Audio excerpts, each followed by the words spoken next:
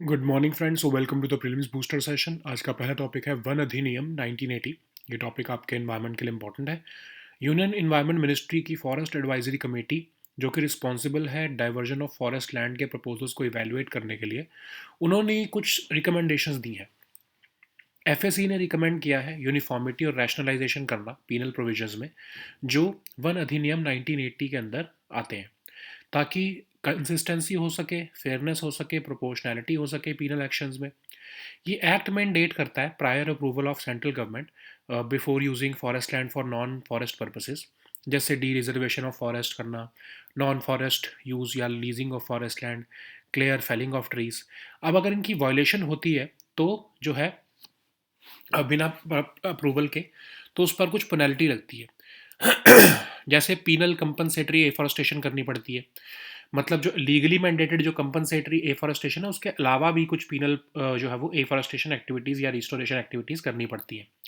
एक तरह से प्यूनिटिव रिस्टोरेशन मेजर है ये। अब पहले जो था पीनल कंपनसेटरी जो है एफॉरेस्टेशन, वो ट्वाइस करनी पड़ती थी जितना आपने फॉरेस्ट एरिया को वायलेट किया है। ऐसे ही पीनल नेट प्रेजेंट वैल्यू था, जिसमें कि बेसिकली क्या होता है, इकोनॉमिक वर्थ देखी जाती है इन्वायरमेंटल सर्विसेज की जो फॉरेस्ट इकोसिस्टम्स हमें देते हैं।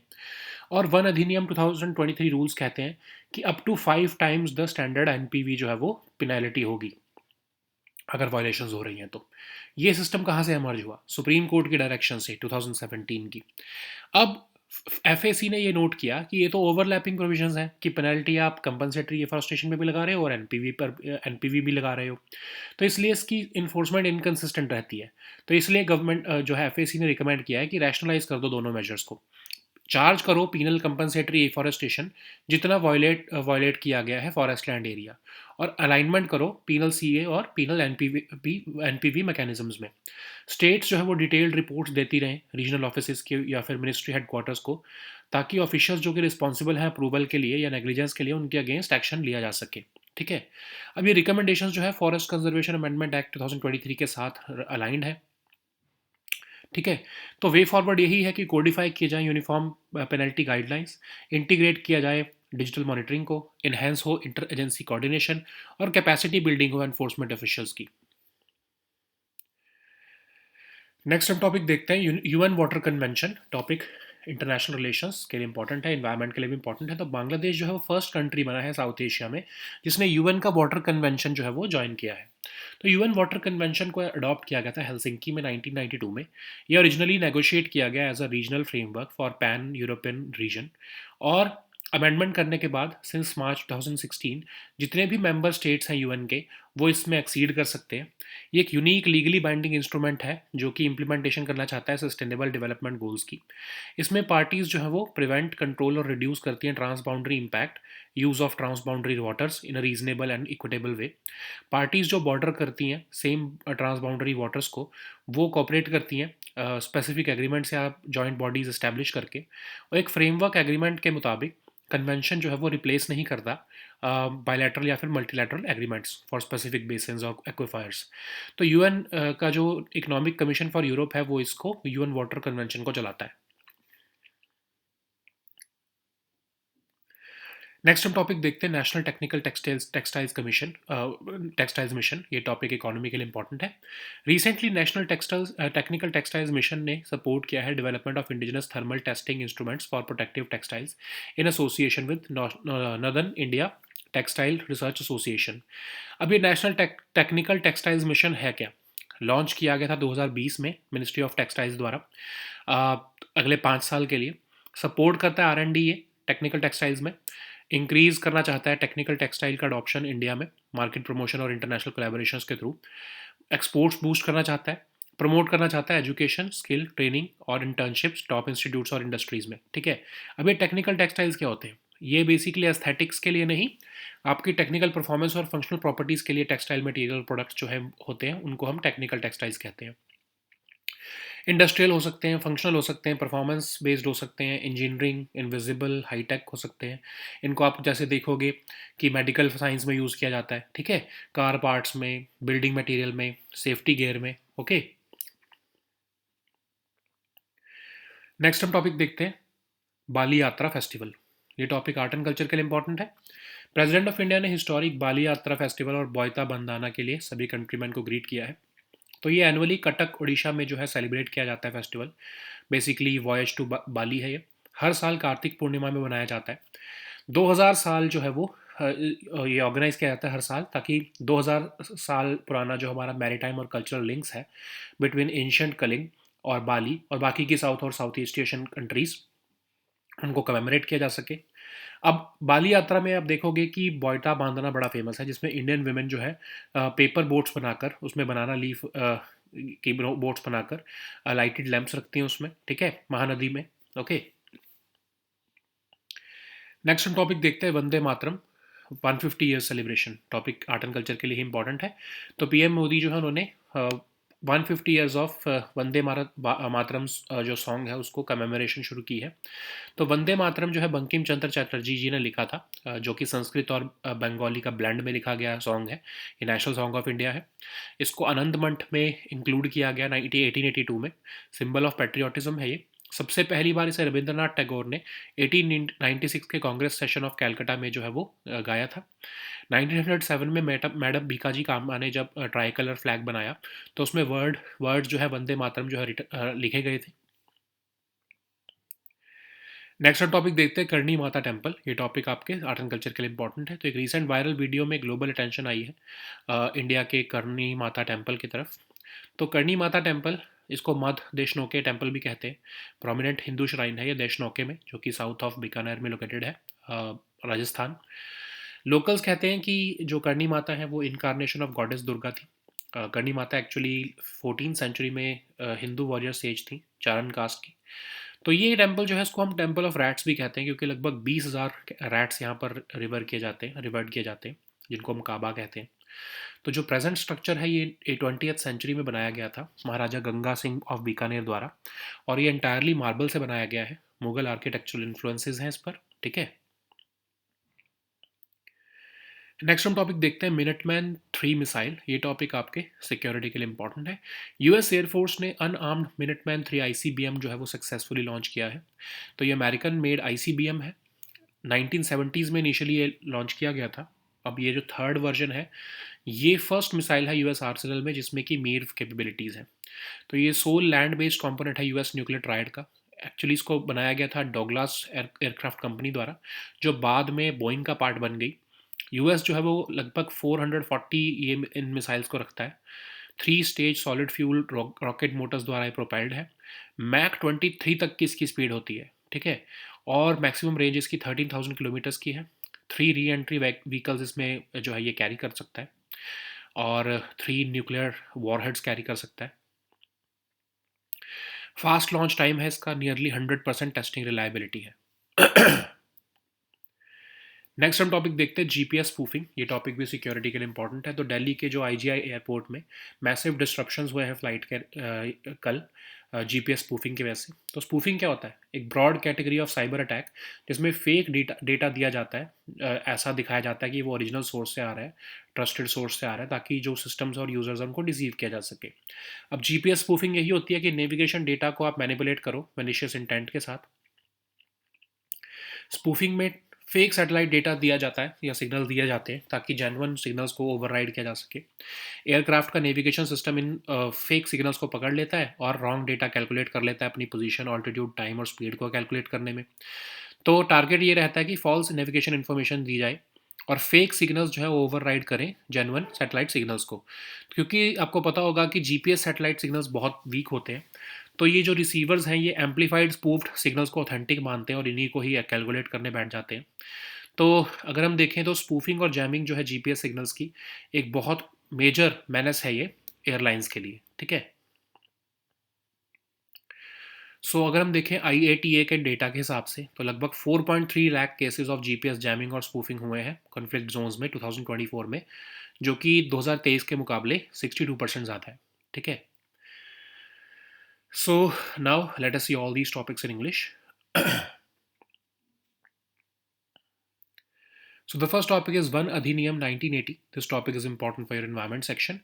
Union Environment Ministry's Forest Advisory Committee, which is the body responsible for evaluating proposals for diversion of forest land, has given certain recommendations. So FAC has recommended uniformity and rationalization in the penal provisions under the One Adhiniyam 1980 Act. So the step is to ensure consistency, fairness, and proportionality in penal actions related to forest land violations. The Act mandates prior approval of the central government before using forest land for non-forest purposes, including dereservation of forests, non-forest use or leasing of forest land, clear felling of trees. So when violation occurs, violation occurs when these activities are undertaken without prior approval, and when violation occurs, there are two concepts. First is the penal compensatory afforestation, and then there is penal net present value. In penal CA, what happens is that it involves restoration or afforestation activities in addition to the legally mandated compensatory afforestation. So it is a punitive measure. Okay, so penal CA was earlier imposed equivalent to twice the violated forest area. Similarly, NPV, that is the net present value, it is the economic worth of environmental services provided by the forest ecosystems. And as per 2023 rules, penal NPV of up to 5 times the standard NPV can be levied for violations. So this system emerged from Supreme Court directions of 2017. But and FAC has noted that these are overlapping provisions. Okay, penal CA and penal NPV, which leads to inconsistent enforcement. So therefore, it is recommended rationalizing both these measures to ensure uniformity and proportionality across cases. So, so FAC has recommended charge penal compensatory afforestation equivalent to the violated forest area. Okay, ensure alignment between penal CA and penal NPV mechanisms. States must submit detailed reports to the regional offices so as to take action against the officials who are responsible for reproval or negligence. Okay, these recommendations are in sync with the Forest Conservation Amendment Act of 2023, okay, which introduced streamlined and consolidated guidelines for forest diversion and penal actions. So, what is the way forward here? Of course, codify uniform penalty guidelines to eliminate ambiguity, integrate the digital monitoring and reporting systems, enhance interagency coordination between the FAC regional offices and state forest departments, capacity building of enforcement officials so as to ensure accurate assessment of violations and penalty computation. Okay. So the next topic is UN Water Convention. This topic is important for your environment section and your international relations. So Bangladesh has become the first country in South Asia to join the UN's Water Convention. Okay. So this convention, also known as the Convention on the Protection and Use of Transboundary Water Courses and International Lakes, it was adopted in Helsinki, that is in Finland, in 1992, and it entered into force in 1996. It was originally negotiated as a regional framework for pan-European region, but after an amendment procedure in 2016, all UN member states can accede to it since March 2016. So it is a unique, legally binding instrument promoting the sustainable management of shared water resources, the implementation of the sustainable development goals, the prevention of conflicts, and the promotion of peace and regional integration. It requires parties to prevent, control, and reduce transboundary impact, use transboundary waters in a reasonable and equitable way. Okay, parties bordering the same transboundary waters have to cooperate by entering into specific agreements and establishing joint bodies. As a framework agreement, the convention does not replace bilateral and multilateral agreements for specific basins or aquifers. The United Nations Economic Commission for Europe services this UN Water Convention. So the next topic is National Technical Textiles Commission, Textiles Mission. This topic is important for your economy section. So recently, National Technical Textiles Mission supported the development of indigenous thermal testing instruments for protective textiles in association with Northern India Textile Research Association. So, what is National Technical Textiles Mission? It was launched in 2020 by the Ministry of Textiles to boost technical textiles in India. It was launched for a period from 2021 to 25-26. The components include the support for R&D in technical textiles, the aim to increase technical textile adoption in India through market promotion and international collaborations, focus on boosting exports of technical textiles, promoting technical textiles education, skill training, and internships in top institutes and industries. So, what are technical textiles? So, these are basically the textile material and products which are used primarily for their technical performance and functional properties rather than their aesthetic or decorative characteristics. So, these are used in industrial, functional, performance, engineering based, invisible, and high tech textiles. So, they can be used in car parts, building materials, medical equipment, and safety gear.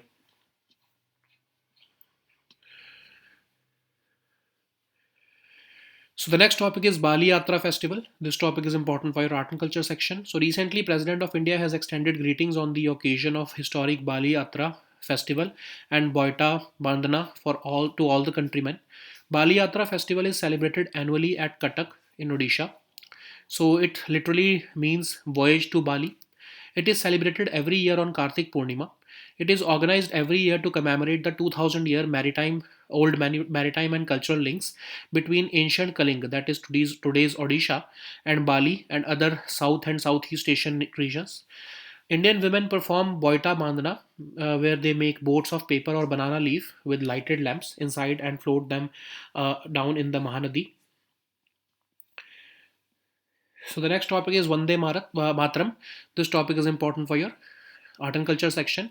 So PM Modi has inaugurated the year-long commemoration of 150 years of the national song Vande Matram in New Delhi. This song was written by Bankim Chandra Chatterjee, and it is written in a blend of Sanskrit and Bengali. It is the national song of India. It was first featured in his novel Anand Mat in 1882. It became a symbol of patriotism during India's freedom struggle. It was first sung by Rabindranath Tagore at 1896 Congress session in Calcutta. In 1907, Madam Bhikaji Kama raised the tricolor flag. The words Vande Mataram were written on this flag. So the next topic is Karni Mata Temple. This topic is important for your art and culture section. So a recent viral video has brought global attention to one of the most unusual temples of India, the Karni Mata Temple. So this temple is also known as Madh Deshnoke. It is a prominent Hindu shrine located in the town of Deshnoke, 30 kilometers south of Bikaner in Rajasthan. This temple is dedicated to Karni Mata, who the locals believe is an incarnation of goddess Durga. So Karni Mata lived in the 14th century, and she was a Hindu warrior sage from the Charan caste. This temple is also known as the Temple of Rats because it is home to over 20,000 revered rats called Kaaba. The present structure of the Karni Mata temple was completed in the early 20th century under Maharaja Ganga Singh of Bikaner. This temple was built entirely of marble, and the temple's design bears Mughal architectural influences. So the next topic is Minuteman III missile. This topic is important for your security section. So US Air Force has successfully launched an unarmed Minuteman III ICBM. So this is an American-made ICBM. It was introduced in the early 1970s. And this is the first missile in the US arsenal to feature MIRV. It is the sole land-based component of the US nuclear triad. It was originally developed by the Douglas Aircraft Company, which has become a part of Boeing now. US currently has an estimated 440 Minuteman III missiles in its arsenal. So it is a three-stage solid fuel rocket motor. It is powered by a three-stage solid fuel rocket motor. It approximately has Mach 23 speed. It has a maximum range of approximately 13,000 kilometers. It is capable of carrying a payload of three re-entry vehicles. It is originally capable of carrying three nuclear warheads, but current configurations carry a single warhead in compliance with arms control agreements between US and Russia. It has a fast launch time, nearly 100% testing reliability. So the next topic is GPS spoofing. This topic is again important for your security section. So Delhi's IGI airport has faced massive disruptions recently when the flight operations witnessed GPS spoofing. So what is a spoofing attack? It is a broad category of cyber attack in which fake data is disguised as originating from a trusted source so as to deceive the systems or users. What is GPS spoofing? It involves manipulating navigation data with malicious intent. In spoofing, transmission of fake satellite signals are done to override genuine ones. The aircraft's navigation system picks up these counterfeit signals and calculate wrong data for position, altitude, time, and speed. The aim is for the target to act on false navigation information. The fake signals override the genuine satellite signals using specialized hardware or software. Since GPS satellite signals are weaker, the receiver considers these amplified spoofed signals as authentic. And globally, spoofing and jamming of GPS signals have become a growing menace for airlines. As per the IATA data, 4.3 lakh cases of GPS jamming or spoofing over conflict zones in 2024 were reported, which is 62% more than 2023. Okay, so these were our topics for today. We'll meet next time with new topics. Until then, goodbye and take care.